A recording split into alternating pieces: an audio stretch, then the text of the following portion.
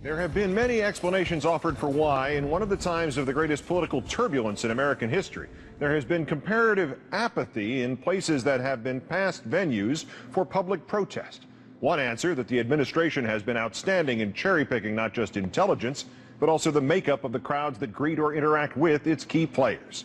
Our fifth story in the countdown, that latter component, the governmental equivalent of the cone of silence from the old TV series Get Smart, this afternoon broke down again for the second time in 6 days. First, the president's lambasting by Stephen Colbert at the White House Correspondents' Dinner, and now today's vivisection of Defense Secretary Rumsfeld, with only Rumsfeld's own words as weapons at a speech in Atlanta.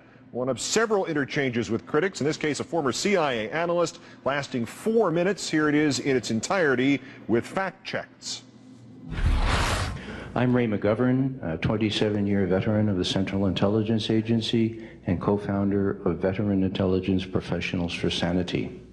I would like to compliment you on your observation that lies are fundamentally destructive of the trust that government needs to govern.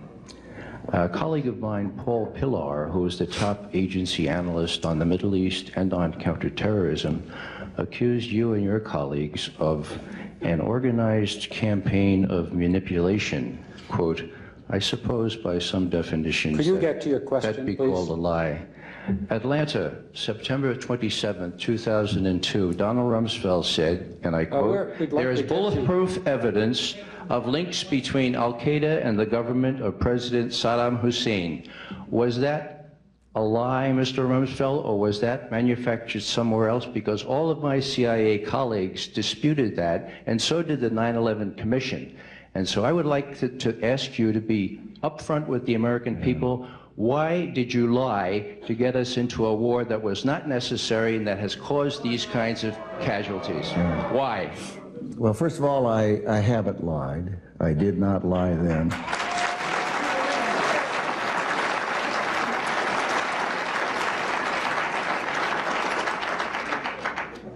Colin Powell didn't lie. He spent weeks and weeks with the Central Intelligence Agency people and prepared a presentation that I know he believed was accurate. And he presented that to the United Nations. The president spent weeks and weeks with the Central Intelligence people, and he went to the American people and made a presentation. I'm not in the intelligence business. They gave the world their honest opinion. It appears that there were not weapons of mass destruction there. You said you knew where they were. I did not. I said I knew where suspect sites were, and we were just... You said you knew where they were, near Tikrit, near Baghdad, and northeast, south, and west of there. Those are your words. My words were that... No, wait a minute, let him stay 1 second. Just a second. Just a second, indeed. Rumsfeld's words about WMD, March 30th, 2003, on ABC's This Week with George Stephanopoulos, were, quote, we know where they are. They're in the area around Tikrit and Baghdad and east, west, south, and north somewhat. This is America, huh? Yeah. Go ahead. You're getting plenty of play, sir.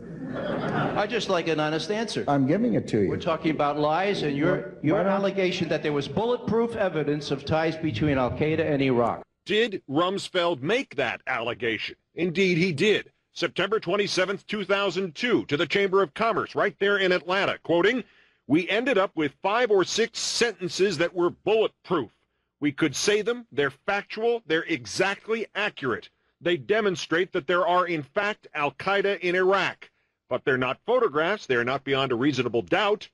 Still, Mr. Rumsfeld again had to face his own words quoted back to him. How to do that? Change the subject. Was that a lie, or were you misled? Zarqawi was in Baghdad during the pre-war period. That is a fact. Zarqawi? He was in the north of Iraq in a place where Saddam Hussein had no rule. That's where he was. He was also in Baghdad. Yeah, when he needed to go to the hospital. Come on, these people aren't idiots. Yes. They know the story. You are let me give you an example. It's easy for you to make a charge, but why do you think that the men and women in uniform every day when they came out of Kuwait and went into Iraq put on chemical weapon protective suits? Because they liked the style? They honestly believed that there were chemical weapons. Saddam Hussein had used chemical weapons on his own people previously. He'd used them on his neighbor, the Iranians, and they believed he had those weapons. We believed he had those weapons. That's what we call a non sequitur. It doesn't matter what the troops believe. It matters what you believe. I think, Mr. Secretary, the debate is over. We have other questions, courtesy to the audience. In the aftermath of that, let's take the political temperature with Newsweek's White House correspondent Richard Wolff. Richard, good evening. Keith, good evening. In the parlance of sports, Mr. Rumsfeld got faced this afternoon, posterized, forced to deny his own words. Was that a make or break moment both for him and his critics?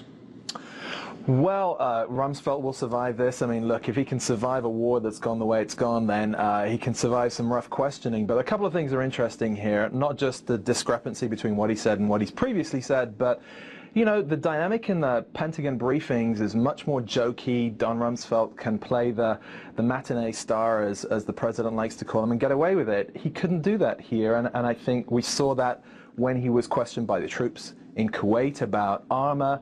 And what you're seeing here is, I mean, there's so many levels of disingenuousness.